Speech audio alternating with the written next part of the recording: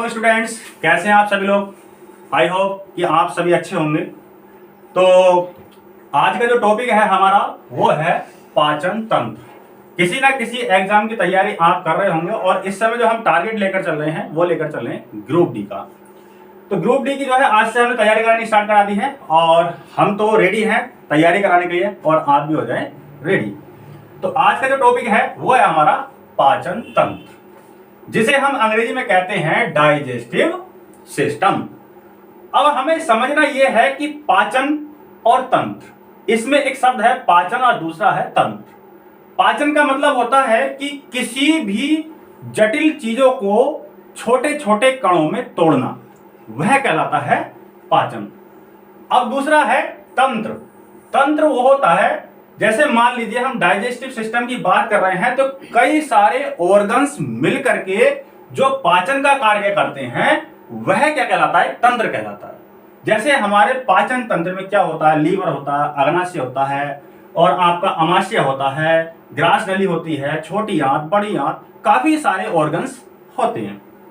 तो सबसे पहले मैंने क्या यहां पर लिख लिया है, तो इसे अभी क्या हम बाद में समझेंगे, पहले हम थोड़ा डायग्राम पे चर्चा कर लेते हैं। तो यहां से क्या है, मुंह, यानी कि सबसे पहले जो पाचन तंत्र की शुरुआत जो होती है वो हमारे मुख से होती है, जिसे हम कहते हैं मुख गुहा। मुख तो हमारा मुंह हो ही गया, जैसे मैं मुंह फैलाऊं ऐ, जो गुहा होती है, गुहा का मतलब होता है खुला हुआ, जैसे देखो है ना। तो जो खुला हुआ है उसे हम बोलते हैं गुहा। तो यहां से क्या है, शुरुआत होती है जब हम खाना खाते हैं और खाना हमारा जाता है फूड पाइप के थ्रू होता हुआ अमाशय में। देखो इसे हम बोलते हैं ग्रास नली, जिसे इंग्लिश में हम बोलते हैं फूड पाइप। और ग्रास नली की जो हमारी लंबाई होती है वो होती है 25 सेंटीमीटर, यानी कि यहां से लेकर के यहां तक। अभी क्या थोड़ा डीपली और बताएंगे इसके बारे में, मेन पॉइंट क्या है अभी हम देख ले रहे हैं। जैसे ही धीरे धीरे हम आगे बढ़ते जाएंगे आपके सारे के सारे डाउट क्लियर हो जाएंगे। ये हमारा अमाशय, जो हमारा ये पेट होता है, ये देख रहे हो, ये पेट जो अंदर का जो हिस्सा होता है जिसमें खाना जाकर के स्टोर होता है उसे हम बोलते हैं अमाशय, यानी कि स्टमक। चलो ठीक है, आपने यहां तक समझ लिया। उसके बाद यहां पे देखो ये लीवर है और लीवर के ही साथ जुड़ा होता है हमारा पित्ताशय, जिसमें क्या है हमारा पित्त रस बनता है। और आपकी ये जो आपकी दिखाई दे रही हुई है इंटेस्टाइन्स, ये स्मॉल इंटेस्टाइन्स है जिसे हम कहते हैं छोटी आंत, और ये है बड़ी आंत। ठीक है, डायग्राम पे जो है बात हो गई है, अभी इनके बारे में बहुत अच्छे तरीके से बताएंगे। अब यहां जाते हैं पाचन तंत्र। पाचन तंत्र जो है हमारा दो चीजों से मिलकर बना है, एक तो हमारा आहार नाल और दूसरा पाचक ग्रंथि। तो आहार नाल को हम एलिमेंट्री ग्लैंड, एलिमेंट्री कैनल बोलते हैं, यानी कि आहार नाल जो इसकी लंबाई होती है वो होती है बाल को 32 फीट। ऐसा नहीं है कि आहार हम बोलते हैं कि ये आहार नाल यहां से यहां तक नहीं होती है। आहार नाल का मतलब है जहां से शुरुआत हुई और जहां पर लास्ट होता है, इसी ही सारे प्रोसीजर को हम क्या बोलते हैं, आहार नाल बोलते हैं।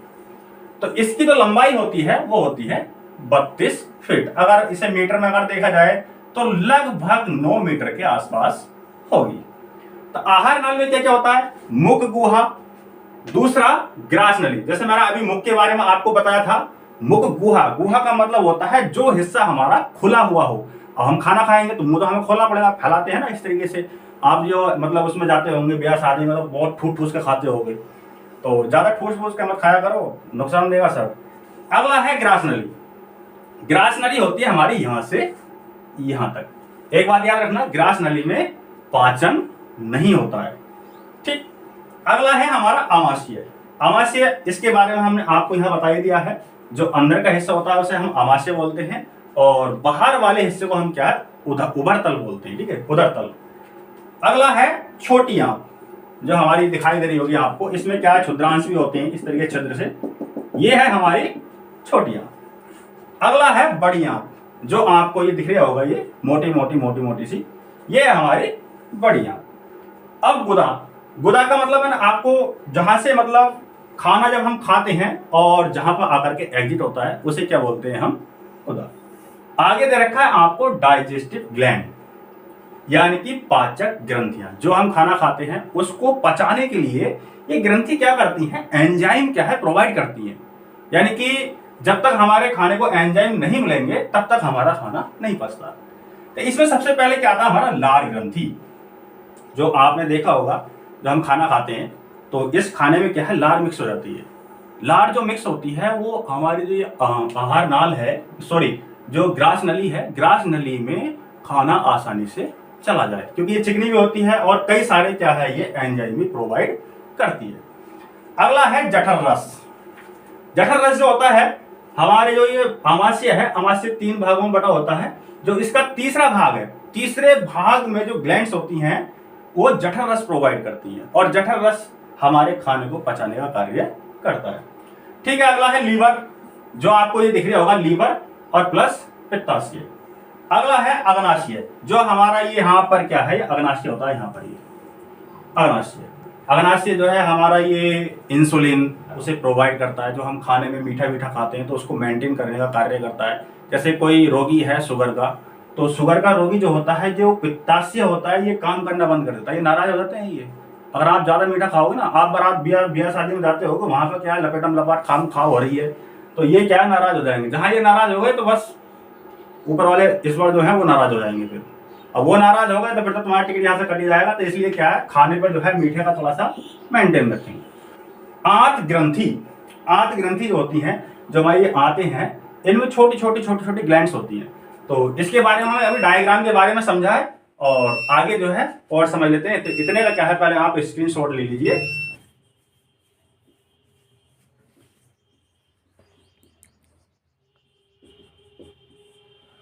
अब तक जो बात करी थी हमने, वो बात करी थी तंत्र की, कि तंत्र में कौन कौन से ऑर्गन्स होते हैं, कौन कौन से नहीं होते। जैसा कि अभी अपने पीछे पढ़ा था, तो उनके बारे में क्या है, स्टेप वाइज वन बाई करके जो है पढ़ते जाएंगे। और इसमें दे रखा है आपको पाचन।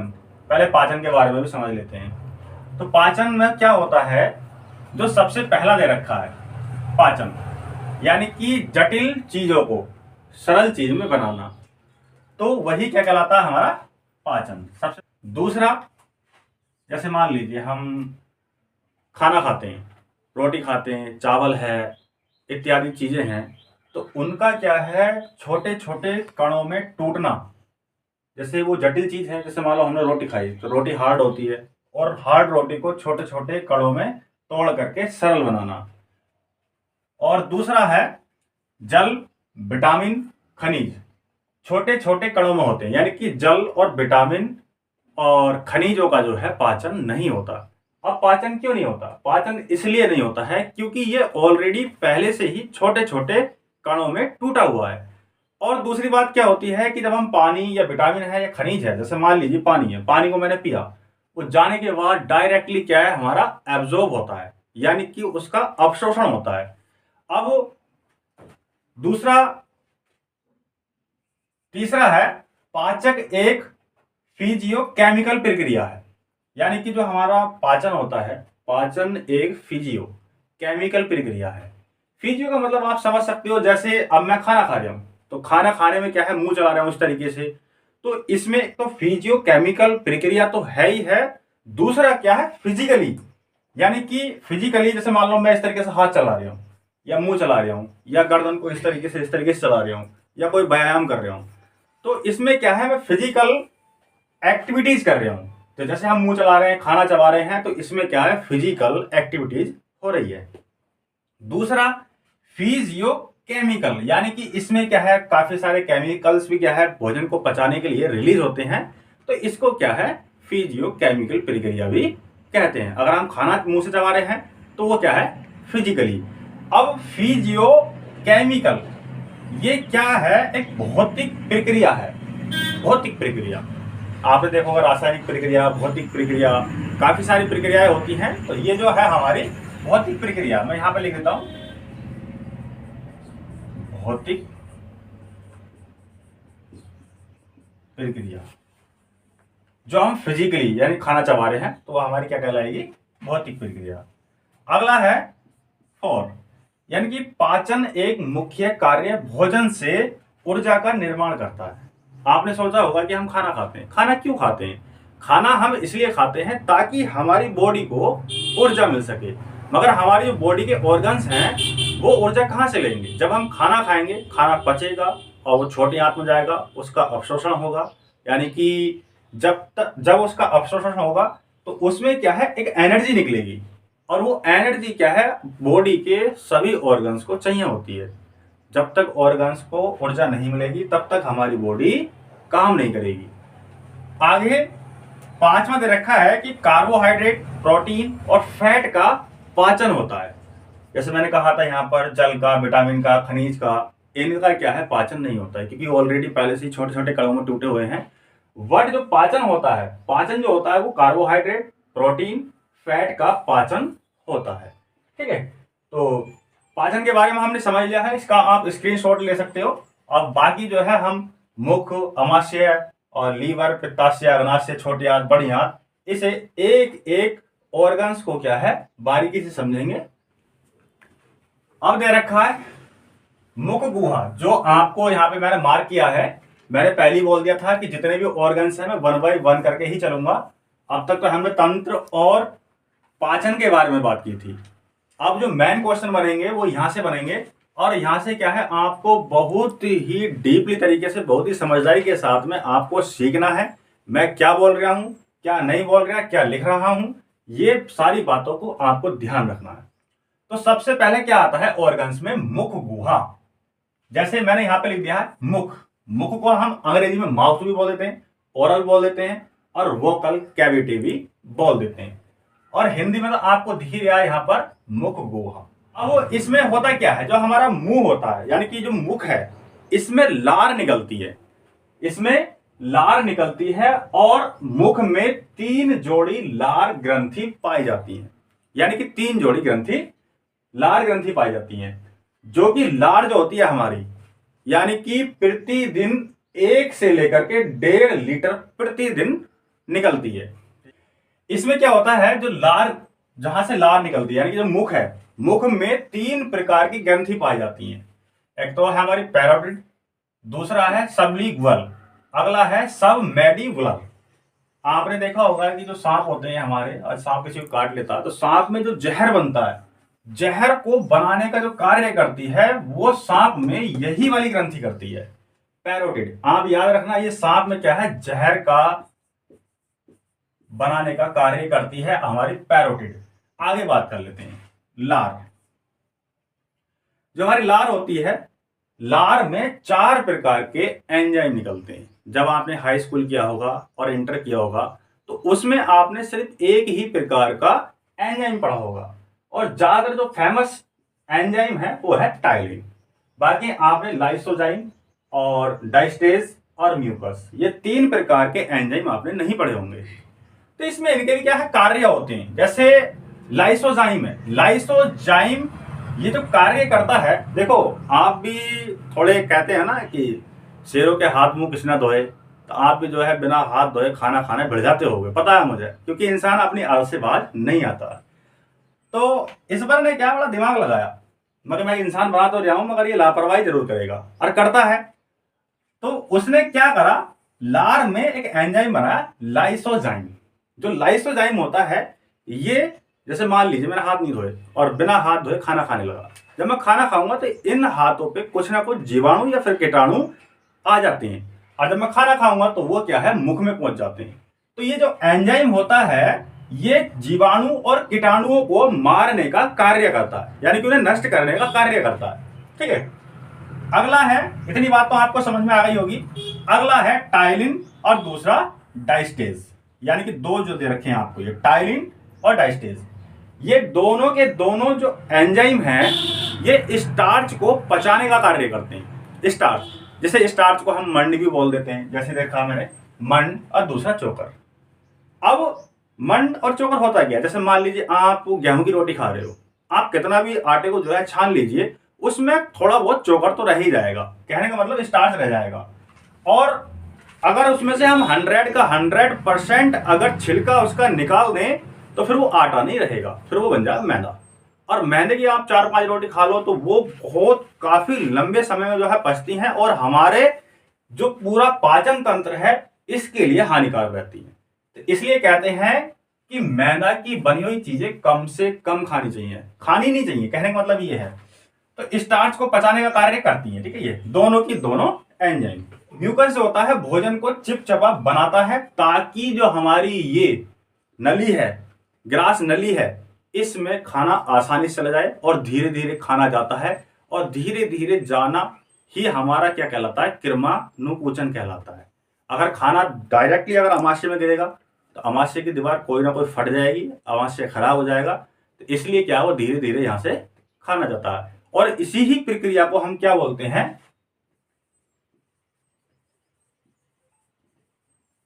किरमानुकुचन बोलते हैं। ठीक है, याद रखना इस बात को। तो आई होप इतनी बात तो आपको क्या है पूरी क्लियर हो गई होगी। 3 जोड़ी ग्रंथि, और इसमें क्या है 1 से लेकर 1.5 लीटर लार प्रतिदिन बनती है। इसमें 3 ग्रंथि पाई जाती हैं, तीनों की तीनों आपकी ये लिखी हुई हैं। अगला है लार। लार में 4 प्रकार के एंजाइम पाए जाते हैं। लाइसोजाइम जो कि कीटाणु और जीवाणु को नष्ट करने का कार्य करता है। ठीक है, अगला है, अब एक चीज है मेरे याद आ गई, आपने देखा होगा ये छोटे छोटे बच्चे होते हैं, उन बच्चों की जो लार है वो टपकती रहती है। आपने देखा होगा जो घुटनी चलता है तो वो पूरा द्वारा क्या है सब लपेटम लपाट कर देगा, ऐसी है ना। तो उसमें क्या होता है, इस बार ने ये सोचा कि बच्चा है, बच्चे को तो इतनी जानकारी है नहीं, इसे ये नहीं पता है कि मुझे हाथ धोकर के खाना खाना है या हाथ धोकर के दूध पीना है या कुछ भी कार्य करना। वो हाथ पर तो वो जमीन पर घूम रहा है, उसके हाथ जो है इधर उधर सब, कोई साफ न तो साफ जगह का पता, न शुद्ध जगह का पता, या गंदी जगह का नहीं पता। और वो अगर उसे कोई चीज मिल जाए, जमीन पर पड़ी हुई मिल जाए या कहीं भी मिल जाए, वो उसे उठा करके मुंह में ले आता है। तो उसमें जो लार बनती है, ज्यादा लार बनने का कारण यही है, उसमें लाइसोजाइम ज्यादा बनते हैं, ताकि बच्चा क्या है कोई भी चीज खाए, कहीं से भी उठा के खाए, और उसमें जीवाणु और कीटाणु जाएं तो उन्हें क्या है नष्ट कर दे। क्योंकि हम तो इंसान हैं, वो बच्चा है, वो है तो खैर वो भी इंसान ही, बट क्या है हम थोड़ी, हमारे अंदर क्या है समझदारी आ जाती है, हम अपने हाथ धोएंगे। कुछ आलसी होते हैं, खैर ना धोते, कहावत वही वाली बात है कि शेरों को मुंह कुछ ना धोए। तो ऐसी एक्टिविटीज क्या अपने अंदर रखते हैं, क्या होगा, बीमार हो जाएंगे बाद में, इस बार अल्लाह को प्यार हो जाएंगे, बस यही होता है और कुछ नहीं। तो ठीक है, यहाँ तक तो आपने समझ लिया, और बाकी आगे क्या है, अब ये आती है आपकी ग्रास नली, इसके बारे में समझते हैं। पहले आप इसका स्क्रीनशॉट ले लो, बाकी आगे करते हैं फिर। अब अगला है दूसरे नंबर पे ग्रासनी नली। इसमें डायग्राम में अगर देखेंगे तो ये जिसकी जो लंबाई होती है वो 25 सेंटीमीटर होती है। ठीक है, इस बात को मैं पहले भी बता चुका हूं, एक बार और रिपीट कर देते हैं कि इसमें जो इसकी लंबाई होती है वो होती है 25 सेंटीमीटर। मुख गुहा के बारे में हम पीछे बात कर चुके हैं, और अब आ गए हम यहां से लेकर के इस वाले पार्ट तक। देखो इसमें क्या होता है, इसमें भोजन का पाचन नहीं होता। अगर आप सोचते हैं कि भोजन का इसमें पाचन होता है, बिल्कुल भी पाचन नहीं होता इसमें। इसमें क्या होता है, जब खाना यहां से चलता है और यहां अमाशय में आता है तो खाना हमारा बोलस बन जाता है, जिसको हम बोलस बोलते हैं, BOLUS, बोलस। ठीक है, ये बात याद रखना, एग्जामिनर जो है कई बार इस क्वेश्चन को पूछ चुका है कि यहां से लेकर के जब हमारा खाना यहां आता है, यानी कि अमाशय में जो पहुंच रहा है वो बोलस पहुंच रहा है। ठीक, आगे दूसरा क्या होता है कि इसका जो कार्य होता है, इसमें पहली बात तो यह है कि भोजन का पाचन नहीं होता, और भोजन को ढकेलने की जो प्रक्रिया है, यानी कि जो मैंने अभी बताया था कि खाना जो है धीरे धीरे धीरे धीरे हमारे अमाशय तक पहुंचता है, उस प्रक्रिया को जो बोलते हैं किरमानुकुचन बोलते हैं। किरमानुकुचन, जो हमारा खाना ये धीरे धीरे धीरे धीरे आकर के अमाशय में आ जाता है। क्योंकि अगर ज्यादा तेज आएगा, मान लीजिए छत पे है, कोई छत पे है और तुम्हारे सिर पे कोई ईंट गिर तो डायरेक्टली तुम्हारा टिकट कट जाएगा। क्यों? क्योंकि ईंट जो है डायरेक्टली तुम्हारे सिर पे गिरी है, क्योंकि स्पीड बन गई उसकी। अगर मान लीजिए खाने को हम धड़ाधड़ ढकेल रहे हैं, वो तुरंत जाकर के डायरेक्ट अगर अमाशय में गिरेगा तो अमाशय को कहीं ना कहीं क्या है वो क्षतिग्रस्त कर ही देगा। ये है अमाशय। भाई ये पेट है, पेट इंसान से हर एक कार्य करा लेता है। जो भूख होती है ना, भूख एक ऐसा शब्द है जो इंसान को कुछ भी कराने के लिए मजबूर कर देता है। तो भाई बेहतर है कि आप जो है, आपके पास समय है, समय से आप तैयारी कर लो, समय का सदुपयोग कर लो। अगर आज की डेट में अगर तुमने सदुपयोग कर लिया तो हो सकता है कि लाइफ में आप कुछ बन जाओ। इसलिए बेहतर है कि आप तैयारी कर लो, बाकी जो भी है आगे देखे जाएगा। ठीक है, तो ठीक है, अब तीसरा टर्म्स देखते हैं। तीसरा टर्म्स अपना क्या है, अमाशय आ रहा है। ठीक है, तो इसका स्क्रीनशॉट ले लो। फिर अब दे रखा है आपको स्टोमच, यानी कि अमाशय। ये है आपका अमाशय। अमाशय जो है देखने में इस तरीके का होता है और यहाँ पे आकर के क्या खाना स्टॉक होता है। दूसरी बात यह है कि इंग्लिश में जो बोलते हैं हम इसको बोलते हैं स्टमक, जिसे बोलते हैं हम अमाशय। और अमाशय में सबसे देर तक खाना रहता है। दूसरी बात, लगभग कितने टाइम रहता होगा? अमाशय में जो खाना रहता है वो रहता है 4 घंटे, यानी कि सबसे अधिक देर तक अगर खाना रहता है हमारी बॉडी में, तो वो अमाशय में रहता है, वो भी 4 घंटे। ठीक है, इतनी बात तो क्लियर हो गई, यानी कि 4 आवर्स और सबसे देर तक। ये पॉइंट याद रखना। दूसरा, हमारा जो अमाशय होता है वो अमाशय 3 भागों में बटा होता है। एक भाग ये है, दूसरा ये और तीसरा ये, यानी कि फर्स्ट, सेकंड और थर्ड। जो फर्स्ट वाला भाग है इसको बोलते हैं हम कार्डियक।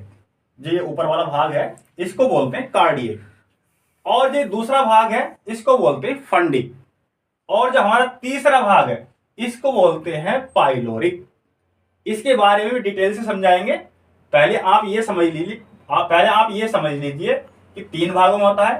पहले भाग को कार्डिक, और इसको फंडिक और इसको पाइलोरिक। ठीक है, अब यहां आ जाते हैं। सबसे पहले क्या है, हम अमाशय के पहले भाग को समझ लेते हैं। पहले भाग को हम बोलते हैं कार्डियक, जो लिख रहा है कार्डियक। ये मतलब अमाशय का सबसे ऊपरी भाग है जो हमारा अमाशय है, और यहां से क्या है हमारी ग्रास नली यानी फूड पाइप जुड़े है। तो फूड पाइप से अगर डायरेक्टली से वो सबसे ऊपर का भाग है वो हमारा कार्डियक जुड़ा हुआ है। तो ये पहले तो क्या है, सबसे ऊपरी भाग है। दूसरा, आपने देखा होगा जो हमारा हाइड्रोक्लोरिक अम्ल होता है जिसको हम बोलते हैं HCl। तो HCl का जो निर्माण करता है वो हमारा पहला भाग ही करता है अमाशय का, यानी कि कार्डियक ही करता है। तीसरा, जीवाणुनाशी, यानी कि मान लीजिए जो हमने आपको बताया था कि लार में भी क्या है एंजाइम होते हैं, ग्रंथि होती हैं, तो वहां पर भी क्या है सारे के सारे जीवाणु नहीं मर पाते, कुछ जीवाणु रह जाते हैं। जो रह जाते हैं उन्हें नष्ट करने का कार्य भी यही करता है। ठीक है, अगला चौथा ये है भोजन को तोड़ना। इतनी बात आपको क्लियर हो गई होगी। कार्डियक का कार्य होता है, ठीक है, कार्डियक बोलते हैं इसे। ठीक, अब आते हैं दूसरे भाग में, इस वाले में। इस भाग को बोलते हैं फंडिक। नाम याद रखना, इसको बोलते हैं फंडिक। फंडिक का क्या कार्य होता है, यानी कि अमाशय के दूसरे भाग का क्या कार्य होता है? दूसरे भाग का जो कार्य होता है कांटानुमा रूजी, जो आपको इसमें ये इस तरीके से ये दिख रहे होंगे, ये क्या है, कांटानुमा रूजी है, रूजी। और आपने देखा होगा जब आपको भूखे होते हैं उस समय, तो कभी कभी क्या है हमारे पेट में चुभन होने लगती है, तो वो यही चुभते हैं, जो ये रूजी क्या है चुभने लगती हैं। और दूसरी चीज, ये पेट में जो खाना आता है इसे क्या है रोक के रखने का भी कार्य करती है, यानी कि इधर से इधर को ना चला जाए, इधर से इधर को ना चला जाए। तो यहां पर क्या है खाने को रोक के रखने का भी कार्य करती है। तीसरे को बोलते हैं हम पाइलोरिक, यानी कि ये वाला जो भाग है ये है हमारा पाइलोरिक। और पाइलोरिक में आपको दिख रहा होगा ये क्या है, हमारी ग्लैंड्स है, यानी कि ग्रंथि। और कौन सी ग्रंथि होती है हमारी जठर ग्रंथि। इन जठर ग्रंथियों से जठर रस निकलता है। ठीक है, तो उसके बारे में यहां समझ लेते हैं पाइलोरिक।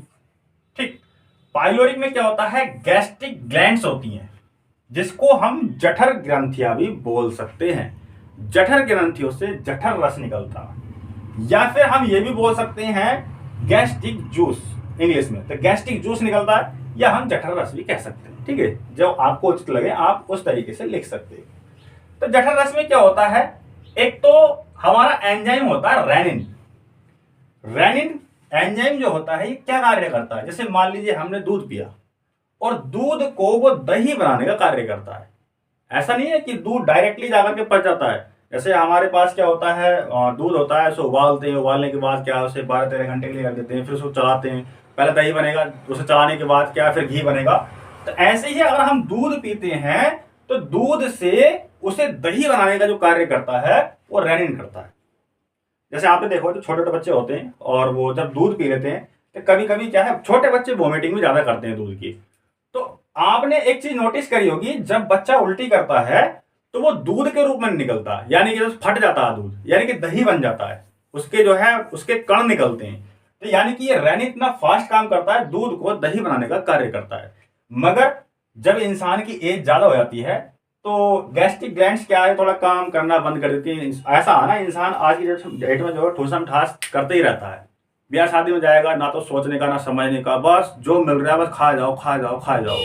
तो वहां पर इस तरीके से उल्टे सीधे खाने से जो है हमारा जो डाइजेस्टिव सिस्टम होता है ये क्या है, वीक पड़ जाता है। और इसमें जो रेनिन है ये क्या है, प्रोवाइड होना कम हो जाता है। तो इसलिए क्या है, बूढ़े व्यक्तियों में इस चीज की शिकायत रहती है। ठीक है। और अगला दूसरा एंजाइम बनता है हमारा पेप्सिन। पेप्सिन जो कार्य करता है वो करता है प्रोटीन को पेप्टोन में कन्वर्ट करने का। यानी कि हमने जो प्रोटीन खाया और प्रोटीन को उसने किस में कन्वर्ट कर दिया, पेप्टोन में। ठीक है। तो पहले क्या है, आप इसका स्क्रीनशॉट ले लो और बाकी आगे देखते हैं। ठीक है।